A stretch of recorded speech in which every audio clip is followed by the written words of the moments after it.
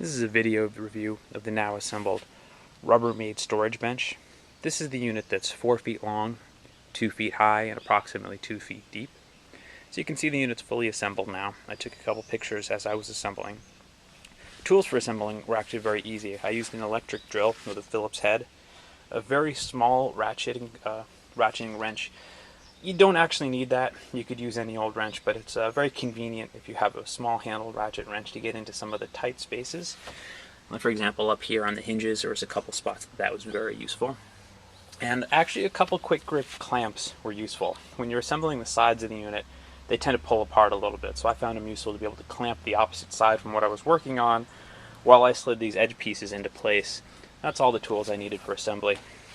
The unit is very nice. You can see it has a faux wicker side and printed onto the edges of the unit, and these corner pieces slide up onto the top, which gives it almost a wood-like appearance, as if it was made out of wood. Of course, it is all pressed plastic. The only issue I had at all with the unit were some of the side pieces. These pieces here were warped. I took a couple pictures of those along the way, and those will be included in my review. That caused some problems during assembly, in particular trying to get them screwed into place and then trying to get these pieces locked over the top of them because they were warped outward, twisted. I was able to make it happen in the end. The Irwin clamps really helped, so I would clamp one of these pieces to the side, and that would give me enough space to slide these in, and once those were in place, no more problems. Everything's locked together.